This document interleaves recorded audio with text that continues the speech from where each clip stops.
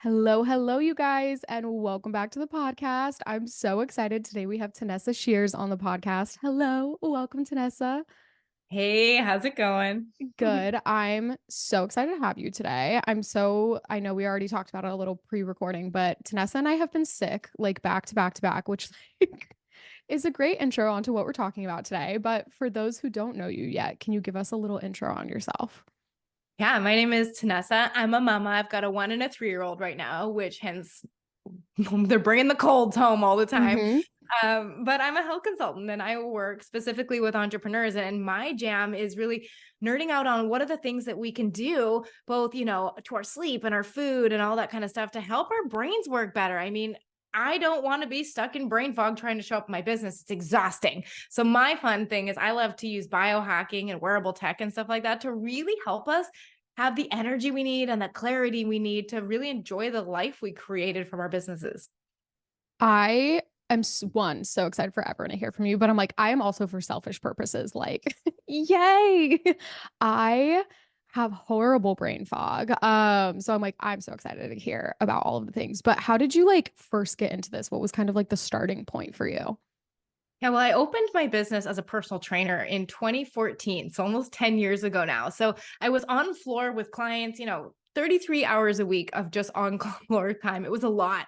But I remember, as I was educating myself and learning, there's other pillars. I was like, oh, cool. Well, look what a difference food makes for their health. And it wasn't until I had my first baby, and I remember sitting there with baby on the pillow in my lap, baby sleeping. I'm trying to bang out a newsletter, and I'm like staring at my screen. I'm like, I can't think of anything good to say. Everything sounds ridiculous. I've deleted the first line 20 times. What's going on? And I'm like, oh my gosh, I realized in that moment how sleep deprived I was naturally during that early stage. But at the time, I had a bunch of entrepreneurs as clients. And I bet you any money they're experiencing this, maybe not on the level I am, but enough that it's impacting their business. So then when I got certified as a sleep science consultant, I was like, oh boy, did that ever open the floodgates into just creating that clarity and energy for my clients. It was so much fun. Okay, so then you moved into sleep science. So that was like the next step. Tell us, I like want to hear all of these like little stepping stone points. Not that they're little, they're huge. So you went into sleep consulting or wait, I'm gonna mess it. I'm gonna let you speak because I obviously don't know anything about this. So tell me a little bit more about that. Yeah. Well, if we back it up just a little bit before that, when I got pregnant, I had decided I'm going to be the fittest pregnant lady. And so I got myself a Fitbit and I was like going to track my steps, but nobody told me that I was going to basically be sidelined with pelvic pain. And so I was like, what else does this thing do? And it was during that time that I realized, it's got the basic fundamentals of sleep tracking on there. And I became really interested in this even after I had my baby. And I was looking at all this data. And so I was like, I am going to live biohack my sleep on Instagram. And I'm going to tell everyone what I do. And I'm going to show them my data. And after about 6 months of doing that and showing them how much my sleep had improved, my energy, my ability to focus, naturally, I had more and more people reaching out being like, I'm drained. I can't fall asleep at night. I'm up at 4 a.m. all the time. Can you help me? And so it was kind of not only brought in as like a pillar of my business, but became the foundation on which I've built everything else because of how far stretching the benefits are of just having a brain that feels rested in the morning. So tell us like what biohacking means and like how you even start tracking that kind of stuff. Cause I'm like, so I have an Aura ring, which I'm like, it looks like you might too. Yeah. It's like, and I originally got it to track my sleep, but I didn't really know what to do with that data or like, I don't know much. So can you tell us what biohacking is, what that means, and like how to kind of start looking at that data? Yeah. So don't go on Google and type in biohacking because just like anything, you have extremes on either end. And so I like to look at biohacking always meeting us where it's at. And it is what deliberate changes can I do to my external environment? Think like the light color I have on in the evening, the temperature of my bedroom while I sleep, those type of things. And what can I do to my internal environment? What I'm putting in my body, how I'm resting and recovering and how I'm moving. How can I alter those things so I can feel more energized, clear, I can have a longer life? And the way I think what makes biohacking so unique is that it does rely heavily on wearable trackers and technology. And we have rings on right now. And these rings are similar to like a Fitbit or an Apple Watch, but much more accurate, and much more detailed. And the way I use these trackers is to let me know if I'm using my time well. So I like to think of return on investment. So if I'm going to go do, I saw on the internet 10,000 steps or get 8 hours of sleep, like I want to know if the changes that I'm making are being reflected in my data. So things we look for are things like, is my resting heart rate going down? Am I getting at least 7.5 hours of sleep per night? Like, is what I'm doing actually creating a result? Because I feel like we get really caught up in all my friends doing this, I should do this, the influencer on the internet said that. And there's no way of really knowing if it works for us. And so that's where wearable technology comes in, and it lets you know, like, hey, if I start getting in bed at 10 o'clock, look at that. I'm getting more deep sleep. I'm getting more dream sleep. And it's an accurate way of assessing what's going on instead of just assuming and hoping that what you're doing with your health is working for you. So that's biohacking. And then how do I use it? Well, it's literally you look at one piece at a time. So you're going to get any tracker you use, ton of data. I like to pick one piece to start. So let's say you're looking at your sleep duration. And then you start experimenting with one thing at a time. What if I go to bed 15 minutes earlier? What if I turn my screens off 30 minutes before bed? Like, do these things help improve the one variable I'm targeting? Because if you look at it all, it could be pretty overwhelming. Oh, absolutely. I remember when I first got my Aura ring and I was like, I don't even know what half of this is. Like, this is so much data. And one of the things that I tracked a lot is I have a lot of I was having a lot of like short-term memory issues and lots of brain fog. And I noticed once I got my Aura ring, I get like no deep sleep, like literally none. I have to like work so hard, be so specific with my nighttime routine if I even want to break like 45 minutes. Like I get like a couple minutes a night. It's crazy. I'm always in the red. And so that's what I paid attention to. But obviously, like you said, there's so much data that you have. There's also so much advice on what you should be doing with your body, doing with your health, doing all of these things. How do you kind of like cut through all of that to actually know what tangible steps that you can start taking to improve your health? Like, let's talk in the scheme of, entrepreneurs who are stuck at their computers for most of the day if they're not on a site. I'm like, my brain immediately always goes to photographers editing until the like wee hours of the morn, which I'm like, we all know that's not good for our health. But like, what are some tangible ways that people can start getting started, and how do they know what's actually going to be helpful versus, a trend or an influencer getting paid for something? Like, can you kind of give us some insight into that? Yeah, there's a couple things I look for when I'm looking for sources to follow as well. And this is kind of what you might be able to use as a filter as I look at number one, is it based in science or only based in experience? I think both can be important, but I think it's also to know, like, is this coming from somewhere? Number two is I look for people that are willing to change their mind on things. So, and a good example of this is something that I have had a change of opinion on is intermittent fasting, right? I was really pro intermittent fasting if you'd have gone back 5 years, but there's been a lot of research that's come out on women's hormones that has made me tweak the way I think about it. And so when I look for people, I'm always like, okay, are people open to changing their mind when being presented with something different? Because that shows me flexible thinking. And then I'm always looking for people that are continually learning, meaning like, have you stopped with what you learned 4 years ago and you're still teaching that, or are you continuously investing in yourself and your audience, right?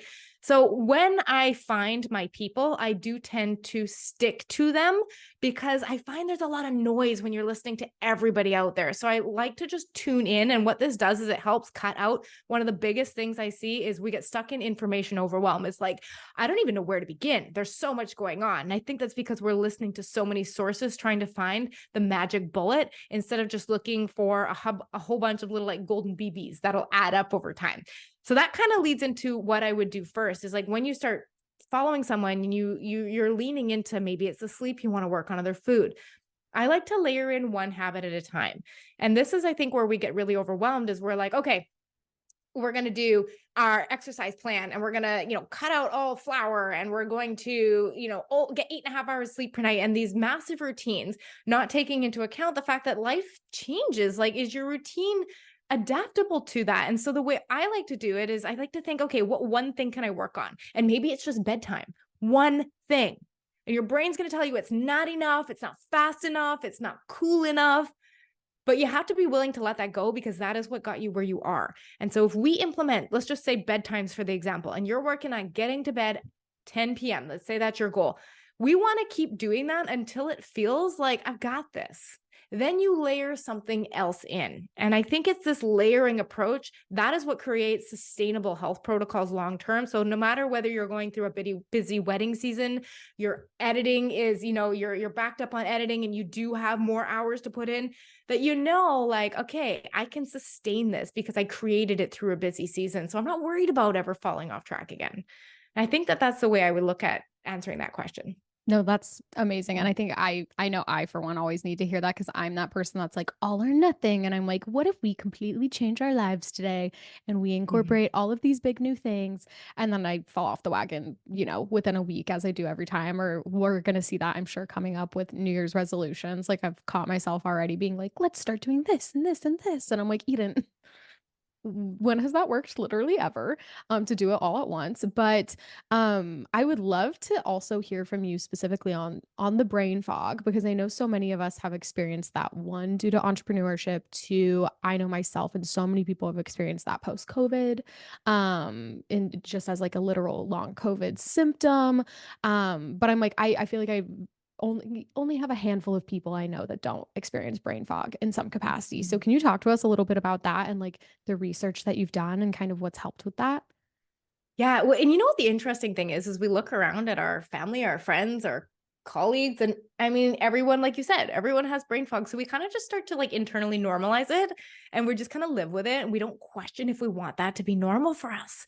And so this first invitation is like, hey, do you know it's possible to not have brain fog? And just invite that in, what that might be like, right? But I think what makes it so frustrating is it's like you walk into the doctors, let's say, and you're like, hey, I have I can't stay focused on anything. I'm tired all the time. Can't, concentrate. I can't remember. I have short-term memory recall issues. Like for me, that used to show up as like I'd go to write an email and I couldn't remember who the name of the person. I could picture them, but I couldn't remember it. And I'm like, oh my gosh, come on, recall. So that's kind of happening. And the way I kind of like to think about it is imagine being on the beach and running in sand. You know how you can do it, but it's like ineffective and it's kind of slow and it's way harder. That's what brain fog is to thinking. So, like I said, it's not so much a diagnosis you'll get, but a collection of symptoms. And it comes down to inflammation in the body. And that can come a whole bunch of ways. It can come from getting poor sleep, not enough sleep, sleep that's not high quality. It can be from the foods you're eating, whether they're processed or really refined and creating an inflammation response in our body. And a really big one is high stress levels that we don't get under control. And we're living in these constant states of like discomfort or fear or lack or worry. And these stress levels, those high cortisol, have a huge impact on our body. And so those are the three primary areas I see brain fog coming from. The cortisol levels, I feel like, is something that we just like don't talk about enough, especially as entrepreneurs. Like, I feel like I've gotten to a point in my business now where I'm not constantly stressed, but I'm definitely more stressed than I would probably be if I had the security of a 9 to 5. But I know, especially in the beginning of my business, like I was redlining like 24/7, just stressed about my clients, stressed about the back end, stressed about the to-do list. What are some ways that you can kind of work on getting your cortisol levels under control and work on decompressing when, let's say, the logistics of what's stressing you out may not be changing anytime soon? Yeah, so we can go at this from the tactical side and we can also go at this from the thinking side because I think you need both. So from the tactical side, I want to give you a little bit of a strategy that you can use in the moment. So when you're like when you're in that experience of fight or flight in the moment, you're in it. So one of the only things that'll work in the moment is something called a cyclical sigh. And so I'm going to demonstrate this because it's going to be the best tool you're ever going to learn in those moments where you're like, I'm about to freak out now. So what you're going to do is you're going to take a very big inhale, deep as you can through the nose, and then take a smaller inhale at the top to squeak in a little more air, and then a very long exhale through the mouth. And I'll demo this so because it makes more sense if you can hear it, but it's big inhale, smaller inhale, big long exhale. And that exhale is long and extended. And the reason for that, I thought this was so cool. When you breathe out, your heart rate slows down. When you breathe in, it speeds up. So when you're in that moment of fight or flight, we want to start extending the time you spend exhaling, breathing out. This actually in the moment lowers your fight or flight response. And I like to do 2 or 3 of these as a really good place just to like anchor in, get back into your body. Because if we are panicked, it doesn't matter how good you think or how much you can use your brain to get out of this if you're panicked. So we want to be able to get our body back down. Now, something else I've actually been experimenting with as of recently is I've been sound baths. Do you know what a sound bath is? Yes, I love sound baths. Yeah, I just found out about these. Mhm. Like, obviously, meditation has been something that's obviously been a great tool. And I always personally struggled with meditation. I found that I had a hard time really just quieting the noise, which I imagine most of us are like. But sound baths, for those of you guys who don't know what a sound bath is, there's all these like bowls, and there's something called a tuning fork, and they rub the rim of the bowl with the fork, and it makes these beautiful vibration sounds. And I found it gave my brain something to really pay attention to instead of letting my brain just sit there in silence and worry about things. But the cool thing I'm finding is, whereas before I found it really difficult to tolerate a 5-minute meditation, I can lay there for 20, 30 minutes in a sound bath. It is fascinating the difference. And so while, a sound bath, may YouTube it if you don't know what we're talking about, but while you may be able to, that might not be the perfect tool for you. The lesson that I've learned in this is you keep experimenting, because I have been at this for years, and it's only now that I have found that I'm like, this is my thing. I Are you like going to actual sound baths? Are you like listening to recordings of them? Are you doing them yourself? Like, what does that look like? Yeah, so I have a subscription to Aloe Yoga. It's like a workout subscription app. And it was so funny. I had a client that she was talking that she went to a sound bath. And I had like kind of only heard of them before, but it's interesting. When your like reticular activating system is activated and you're now Mhm. seeing things everywhere. I just happened to see it while I was scrolling through the app, and I was like, oh, they have one on releasing fear. I'm feeling like that right now. I could use some of that. And it was starting to play with that through the app. But I mean, honestly, there's free ones on YouTube, Spotify. I have found some, but Oh, amazing. I haven't been to an in-person class yet. I bet they are just wonderful. Oh, you have to go to an in-person class for sure. I'm like, I know it's not like super accessible. I'm like, I can't afford to go to one every day or something like that. So recordings are amazing. But if you can go to one, they're so powerful because you can like feel it as well. Like it's like literally cuts through the air in a really tangible way, which is really, really cool. Oh, I love that. That'll have to be on the list. But right now, with the 1 and 3-year-old at home, Yeah. I'm sound bathing We in love my a room, sneak virtual away for one. 20 minutes. Yeah. Yeah, no, literally. I'm like that a virtual one is great. Okay, so I would love to like get your advice and your thoughts on I know so many entrepreneurs usually when I like start coaching people, one of the first questions I ask them is like, do you have a morning routine and do you have a nighttime routine? Because that is something that not a lot of entrepreneurs have. Like they truly wake up and they start working, they go straight to the computer. Or I know there were days where, like, the best case scenario was that I was, going on a longer walk with my dog and then just immediately sitting down, forgetting lunch, not eating till the end of the day, and then like working until you go to bed. So, where can people begin? Or like, do you have things that you're like, hey, this is an absolute game changer for a morning routine and a nighttime routine that, like, even if you just do one thing, it's this? Do you have anything like that or advice as people start building out those routines? Yeah. I think one of the first things that was a real game changer for me was recognizing that there are seasons of morning routines. So I feel sometimes that we are kind of advised, be part of the 5 a.m. club and do this big routine, and this is what is going to optimize you. But it's also about seasons of life, especially with the industry that you're in. There are seasons where there. There's just less time to go for long walks, and that doesn't have to be a bad thing. So, I'm in a season of mom right now. So, my best time to work is 6 a.m. Is it my optimal, flowy, slow morning? No, but it's also the season I'm in right now. So, how I've kind of adjusted for this, if you are in a busy season right now, is I have 3 mornings a week where I'm up and I'm at my desk at 6 to get the work done before the babies get up. And then I have a slower morning on other days of the week. So, really recognizing that only is there seasons like cyclically, maybe months or years, but there's also within the week an ebb and flow where you can just be like, okay, this is the day I need to get this done early, but the rest of the time, here's what I'm going to include. So, as far as what I do like to put in my morning, so today was one of my slower mornings. There's a couple things actually. I really like to get some movement in because that drives up your core temperature. And that also drives up your cortisol, both things that help with alertness, focus, wakefulness, feeling really good. So that's something I like to do. It can be honestly stretching, go for a walk, whatever it is. I did 20 minutes on the bike this morning. Getting natural light if you can. I mean, I'm in Vancouver and we're in December and it is dark until 9 a.m. right now. So like, because it's so cloudy and rainy all the time. So this is not my best suit in the winter, but if you can get out within an hour to an hour and a half, if possible, into the daylight, 10, 15 minutes if it's cloudy, 5, 10 minutes if it's sunny, this will help increase your morning cortisol peak. Now, we've been talking about cortisol and we think cortisol bad. I was If you gonna don't say, get I was like, tell me more about cortisol good, because I only yeah, hear about it in a negative sense. yeah. So cortisol peaks right when you wake up in the morning, and that is a good thing. We want it to peak because that is what wakes us up. If we don't have a cortisol peak, those are those mornings that you feel like you cannot get your head in the game. It takes you forever to warm up. So we actually want a cortisol peak in the morning because not only does that peak drive alertness, but it also sets the body clock timer for when your body should start releasing melatonin at night, which helps you fall asleep. So if you don't get that big cortisol spike in the morning, you're going to throw, or if it's delayed, you're going to throw off your sleep at night.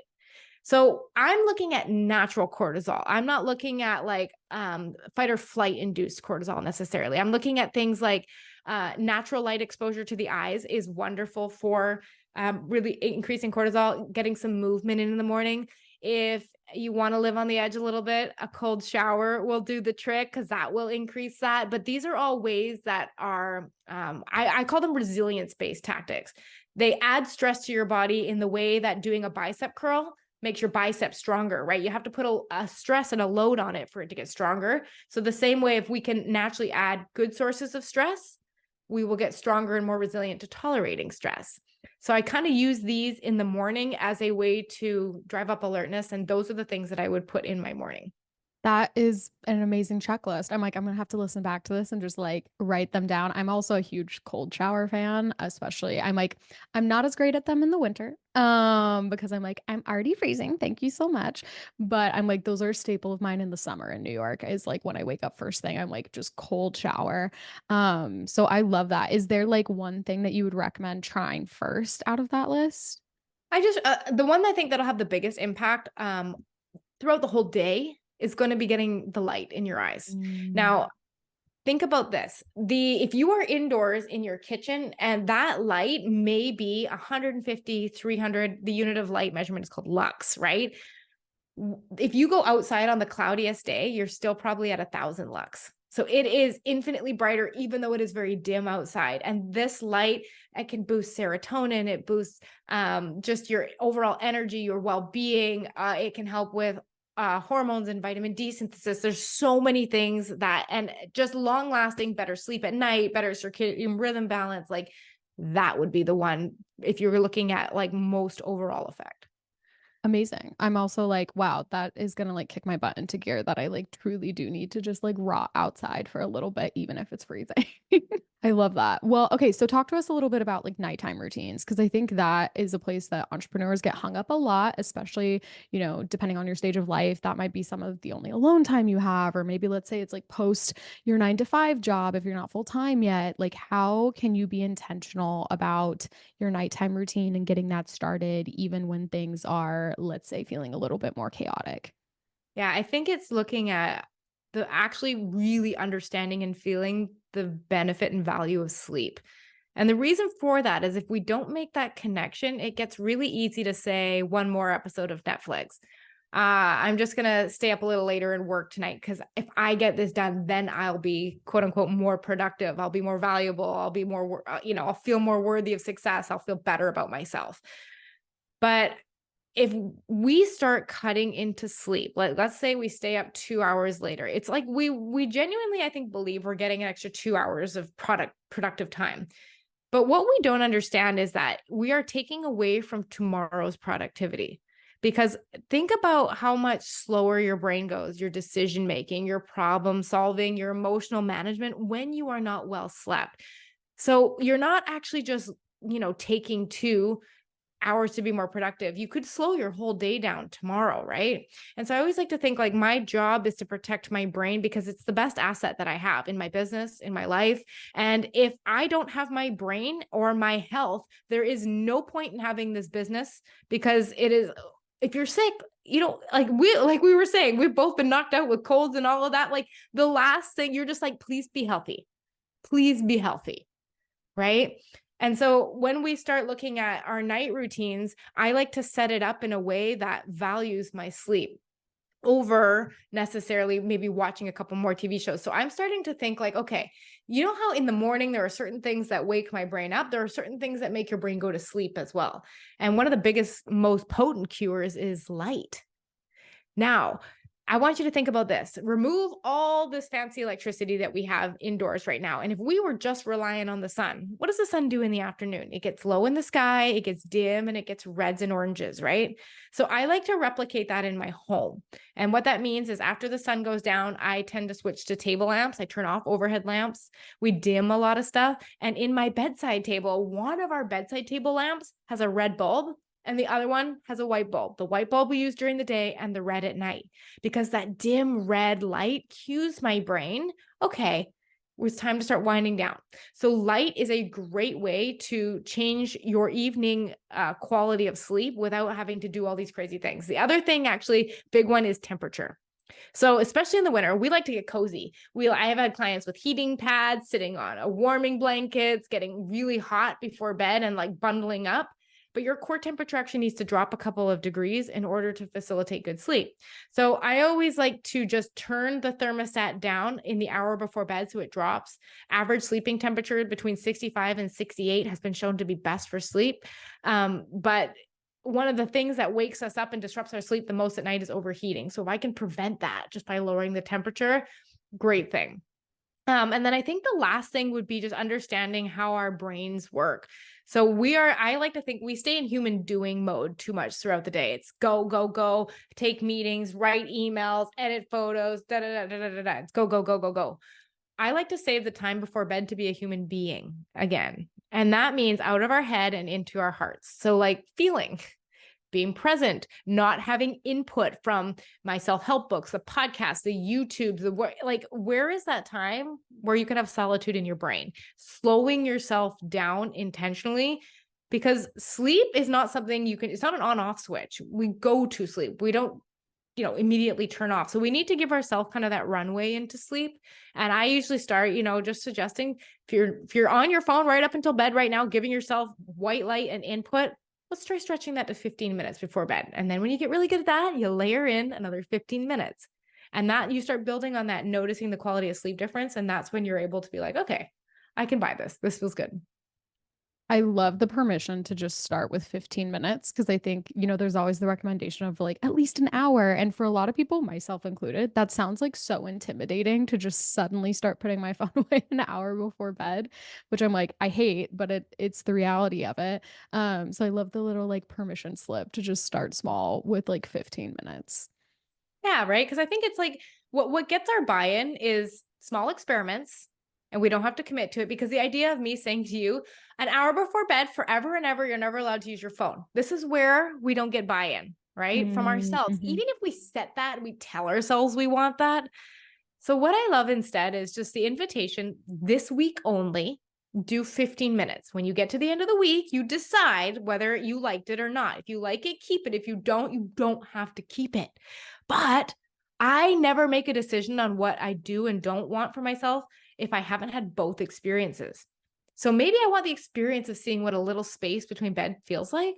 And I like that feeling. And now I can compare it to how I was feeling last week. And what experience do I want to live in? And then I decide how to move forward instead of just, being like, I don't know what that's like, but that's definitely not for me. No, I love that. If you could give like one piece of advice or like one recommendation to people as they begin on their health journey. Wow, that came out of my mouth weird. But what would that be? Like what first comes to mind? I think number one, there's a I know, couple. I'm like, it's tough. Oh, okay. This maybe isn't 100% health specific, but it'll help more than anything else. And I think it's taking responsibility for the fact that your brain is creating your results, not your circumstances in your life. I cannot tell you how many clients I have worked with that start with saying, I can't work out because this. I can't eat well because of that. I can't go to bed on time because of this. And we set up all of these things that are outside of us. So we can't take any action because those things have to change in order for us to change. And it's a complete roadblock. You'll always get stuck. So my belief is that our thoughts and how we think about things create a lot of our internal experiences. And so if it's my thought about that thing that is making me not work out, that's the best news you've ever gotten because I can change my thinking. If you can't change what time your kids get up in the morning, then if you're relying on that, then that's always going to be the problem you run into. But if I'm like, oh, it's just because I'm telling myself this is the only time I can move, or I need an hour, or whatever it is like that, if we can take responsibility that our thinking of the way we think about things is what is our biggest roadblock, then that invites in a beautiful space for our thinking to be the solution that gets us out of it. I love that. Thank you so much. Oh my gosh. Well, this was so amazing, Tanessa. Seriously. I'm so excited to get this into people's, I was going to say hands, but I guess it's technically ears, but that's not a cute saying at all.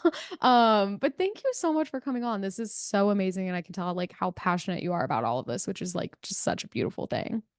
Thank you so much. Yeah, it's such a good fun thing to talk about. I mean, who doesn't want to feel more refreshed and energized, right? Like, No, so literally. good. I'm like, sign me up, especially when it's like easy, tangible ways that you can do things. And I'm like 15 minutes or Mhm. like small little like bite-sized chunks of time is like so easy. Anyone can do it. There's no reason not to. So thank you so much. We'll obviously link everything in the show notes for people to find you, but can you let us know where everyone can find you like on the internet? Yeah, for sure. Well, the best place, if you're listening to this, you're like, I want to try that. I want to try that. I have created a playbook. It's called 12 Ways to Biohack Your Energy. And I've taken what I feel is the 12 biohacks that have created the most momentum for not only me and my clients. And I've packaged that all together. And it's all about helping your mornings be more energized and productive. And that's on my website at tanessashears.com. But beyond that, I spend all my time on Instagram. I'm super responsive over there. So feel free to like tag me if you're listening to this episode or come say hi, give me a follow. I just love just hearing what everyone's working on and all that fun stuff. So Instagram at Tanessa Shears. Amazing. Okay, and we'll link that for you guys in the show notes. Thank you so much, Tanessa, for coming on. This was amazing. Thank you for having me. Yes, and thank you guys for listening, and we will see you next time.